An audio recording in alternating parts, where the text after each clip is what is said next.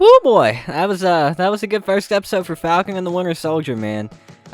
You can definitely tell that the tone of this show is completely different from WandaVision, and I'm enjoying it. What's up, everybody? My name is Tootin, and welcome back to the channel. We have started our 8 weeks, I'm pretty sure, of another Marvel show, and of course, right now, it's Falcon and the Winter Soldier. I do feel like this was a good first episode, setting all the tones for the show, showing all of, or at least some of, the characters that we're going to be, seeing in the show. A lot of people, that ending did exactly what it wanted to do to people, and it was pretty great. Twitter's on fire right now, and I love it. But anyway, we're going to do my top 5 moments and have a little episode discussion at the end, so let's go ahead and jump into it. So my number 5 moment, of course, is the opening scene, man. That opening scene with Sam the Falcon chasing down the helicopters, fighting George St. Pierre again. It was honestly pretty cool to see George St. Pierre back in the MCU. That dude, of course, if you don't know who George St. Pierre is, he was a MMA, UFC fighter, fucking badass French-Canadian, and it was cool to see him fight Cap in the Winter Soldier. I think it was the Winter Soldier. Yeah, it was the Winter Soldier, I believe. It was cool to see him fight Cap in the Winter Soldier, and now he's back fighting Sam, and he's probably going to run into Bucky in this show. So that whole opening scene, going through the canyon, the Falcon versus, what are they called? Flying squirrels. My fiance pointed that out to me. That was all cool. Like, all of that was just really cool. They had a bomb-ass opening action scene that I think set the tone for the action of the show pretty well. Number 4 is honoring Cap. Now, I think we all saw this coming. Of course, when I forget. I haven't watched Endgame since it came out. I can't remember if Cap is, like, dead or not. I think he is. He was very, very old.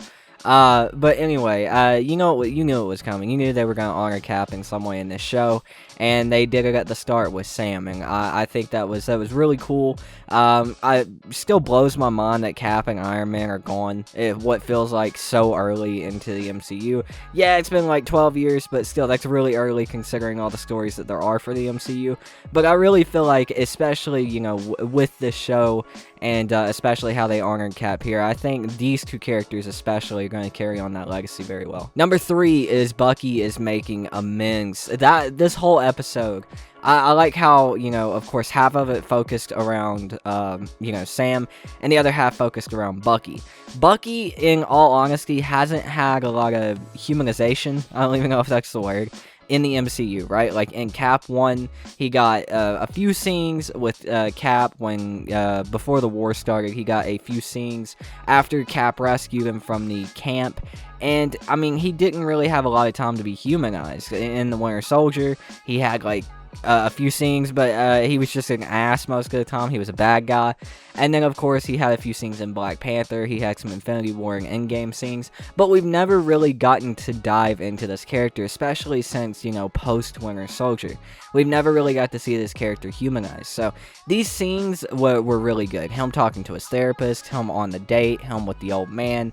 Man, there were some really emotional scenes, too. Like, you could definitely feel Bucky's pain through Sebastian Stan's acting, and I've always said Sebastian Stan was an amazing actor, and it's really showing with how natural he's playing this character in this show already. Number 2 is one that I might get some clapback for, because I probably should know who these guys are. A lot of the MCU, and especially the TV shows so far, have done a really good job at referencing comic books and bringing comic book figures into the shows and the movies and stuff. So I'm probably going to get clapped for this one by like Twitter or the comment section, because this is probably someone big in the comics, but I'm blanking on who it is. But as far as everything else goes, we have another super soldier in the field. This guy, you can tell he's super strong. He's kicking people into fucking light poles. He's kicking people's, heads in. He's a super soldier, and I guarantee whoever these guys are, they're of course probably working with Baron Zemo. But it's cool to see another super soldier on the film. It's cool that they set up probably one of their like big bad guys to fight so early on. This guy's probably going to be phased out by like episode 3 or so, with like Sam and Bucky teaming up to fight him. But it's cool to see that there are other super soldiers in the field, and it's not just going to be generic army god number 3 getting his ass kicked by the Winter Soldier and Falcon. And number 1, U.S. Agent, man. A lot of people are pissed about this. I mean, pissed for all the right reasons, right? This got the exact reaction that it wanted to get. You know, you see this goofy-looking fucking Walmart brand Captain America. You know, that's not Steve Rogers. That's not Captain America. That is U.S. Agent. Very big comic book character, and I cannot wait to do a 60-second short on him for you guys, breaking down who the character exactly is, what his motives are, and what he's possibly going to do in the show. I think, as far as U.S. Agent goes, I would have liked to have seen a little more black and a little more red, but I'm sure he'll probably get that costume. But the U.S. Agent Soldier costume in the comics is fucking sick, and I hope he actually ends up with that costume here. And of course, with the Super Soldiers on the film and another Super Soldier on the field, we might see U.S. Agent get the Super Soldier powers too. So we'll see. But overall, man, this was a really, really, really good episode.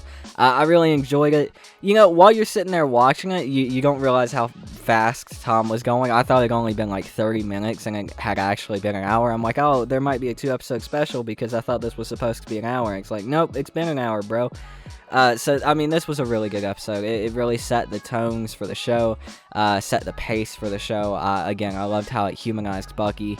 I love how it even humanized Sam. We got some really good scenes with Sam and his family. I felt that Bucky's was a little bit more needed. That's why I put his on the list over Sam's. But, you know, we got to see a lot of humanization, that's probably not even a real word, of these two characters that have just been, you know, on the screen larger than life. Wanda and Vision have always had a little bit, you know, they've always been humanized a little bit. They've got a few extra scenes.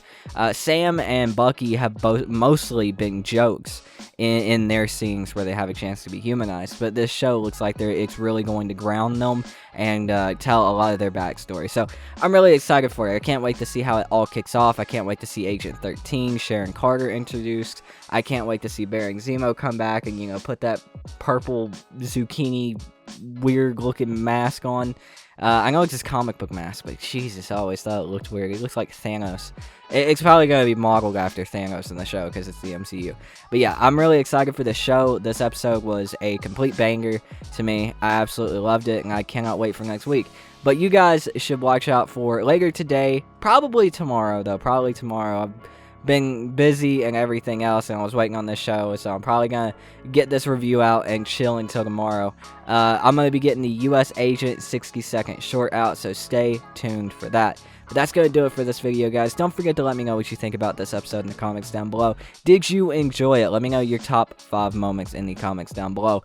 If I am wrong on any of the comic book lore in this video, particularly pertaining to that other Super Soldier, let me know in the comments down below. I'll correct myself in the next video. But thank you all so much for watching. I've been your host. My name is Tootin, and I'll see you guys next time. Peace out.